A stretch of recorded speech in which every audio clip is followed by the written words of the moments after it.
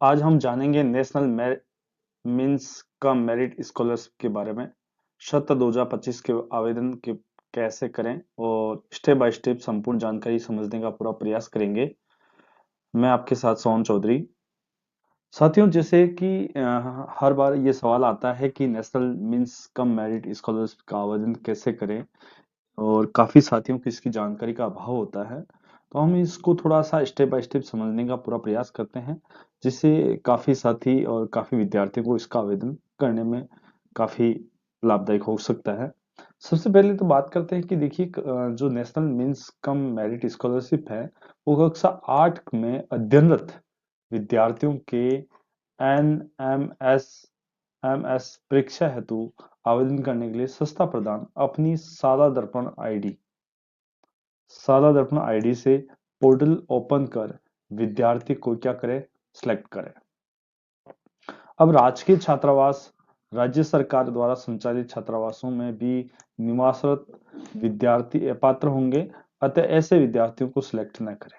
ये विशेष रूप से है कि यदि कोई राजकीय छात्रावास है और उसमें यदि संचालित जो छात्रावास में निवास कर रहे हैं विद्यार्थी, उनको यहाँ पर सिलेक्ट न करें और वो अपात्र घोषित होंगे। तो इसका मतलब है कि यदि वो विद्यार्थी यदि अपने खुद के निवास स्थान पर रहता है तो ही वैलिड माना जाएगा। संस्था प्रदान संबंधित विद्यार्थी की चाही गई अर्थात जो भी सूचना है उसकी दस्तावेजों से प्रमाणीकरण वेरीफाई करके, यदि दस्तावेजों की जांच में कोई जानकारी असत्य पाई जाती है तो संस्था प्रदान इसके लिए जिम्मेदार रहेंगे। तो संपूर्ण जानकारी आप अपनी अच्छी तरह से चेक करें साला दर्पण, इसके अलावा ऐसा रजिस्टर, यानी इसके साथ साथ उसके जो दस्तावेज हैं, जैसे आधार कार्ड हैं, जन आधार कार्ड हैं, तमाम जो दस्तावेज हैं उनको अच्छी तरह से चेक करें कि हम जिसका आवेदन कर रहे हैं वह विद्यार्थी वही है, उसी के दस्तावेज हैं या नहीं है। संस्था प्रदान विद्यार्थी के दस्तावेजों को इसे सुनिश्चित कर लें कि साला दर्पण पर भरी गई सूचना सही है, यानी उसके जो भी डॉक्यूमेंट हैं, आधार कार्ड, मामा जन आधार कार्ड और उसका साला दर्पण पर के अंदर और उसके जो दस्तावेज हैं उसमें किसी भी प्रकार का कोई भी अंतर तो नहीं है या त्रुटि तो नहीं है। यदि त्रुटि है तो तुरंत प्रभाव से उनको संशोधन कर लें। विद्यार्थी में निम्नलिखित सभी दस्तावेज प्राप्त होने पर यह सुनिश्चित करें कि पात्र और तदुपरांत ही आवेदन पत्र के लिए ऑनलाइन करें। अब जाति प्रमाण पत्र लागू होने पर आवश्यक है। 7th की अंक तालिका यानी 7वीं की अंक तालिका है और जाति प्रमाण पत्र यदि SC ST OBC जिससे भी वो संबंधित है उसी के लिए है, तो जाति प्रमाण पत्र होना आवश्यक है। उसके अलावा 7th की अंक तालिका या प्रमाण पत्र कक्षा 7 में न्यूनतम उत्तीर्णता प्रतिशत होना जरूरी है। अब कौन सा जनरल कैटेगरी का है तो उस बच्चे के 55% होना चाहिए, और अनुसूचित जाति, अनुसूचित जनजाति या निःशक्त जन है तो 50% होना अति आवश्यक है।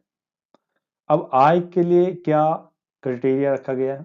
आय प्रमाण पत्र अभिभावक या माता पिता की समस्त स्रोतों की जो आय है वो 3.5 लाख से अधिक नहीं हो। यह आधार कार्ड की प्रति स्वयं द्वारा प्रमाणित आय प्रमाण पत्र घोषणा पत्र देना होगा, यानी अपने माता पिता के द्वारा घोषणा पत्र देना होगा। आवेदन पत्र भरते समय दी गई प्रविष्टियों में किसी भी प्रकार का परिवर्तन होने पर साला दर्पण पर विद्यार्थियों की प्रोफाइल अपडेट अवश्य करें और आवेदन पत्र पूर्ण करने के बाद संस्था प्रदान सुनिश्चित कर लें कि इसमें किसी भी प्रकार की कोई भी त्रुटि नहीं रह गई है। ध्यान से सबमिट करने से पहले पूरी तरह से चेक कर लें।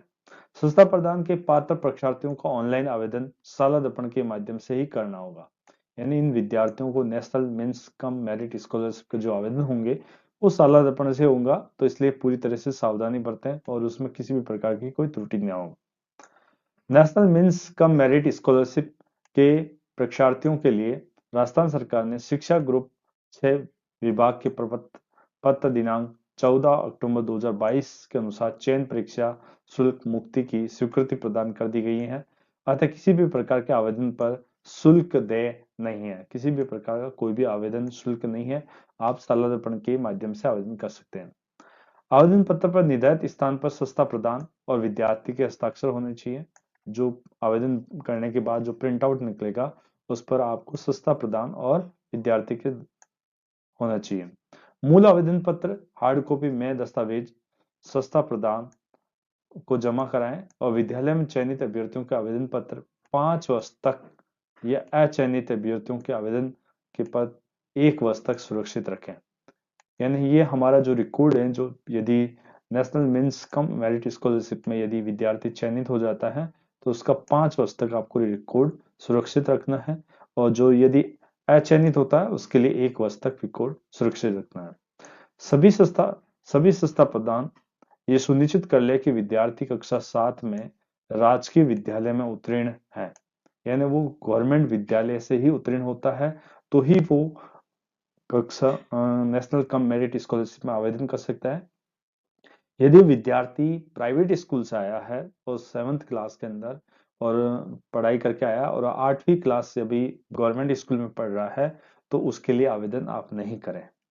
तो वर्तमान में कक्षा 8 में राजकीय विद्यालय में नियमित अध्ययनरत हैं। विद्यार्थी में एनएमएमएस से संबंधित किसी भी प्रकार की सूचना या सूचना के अधिकार के तहत मांगी जाने वाली विद्यालय की उपलब्ध करानी होगी। अतः समस्त आवेदन पत्र पर में दस्तावेज विद्यालय स्तर पर ही संधारित करें। सारे के सारे रिकॉर्ड हैं वो विद्यालय में ही संधारित करें। कभी यदि भविष्य में यदि मांग की जाती है विभाग द्वारा तो ही उपलब्ध करवाना, नहीं तो ये आवेदन कहीं पर भी किसी को नहीं भेजना है। समस्त अध्ययन सूचना शाला दर्पण पोर्टल को नियमित रूप से अवलोकन करते रहें।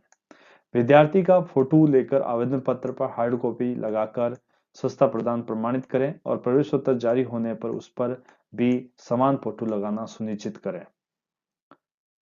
प्रवेश पत्र विद्यार्थी के हस्ताक्षर हो और फोटो सस्ता प्रदान द्वारा प्रमाणित किया जाना सुनिश्चित करें।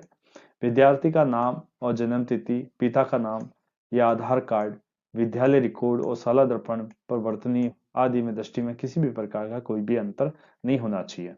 और इस प्रकार से ये आप आवेदन कर सकते हैं national means cum merit scholarship के लिए। उम्मीद है साथियों आपको ये पूरा का पूरा समझ में आ गया होगा, और वीडियो अच्छा लगा तो वीडियो को शेयर कीजिए, सब्सक्राइब कीजिए, और इसी प्रकार की महत्वपूर्ण सूचना आपके साथ हमेशा शेयर करते रहते हैं। मिलते हैं अगले वीडियो में, तब तक के लिए जय हिंद, जय भारत।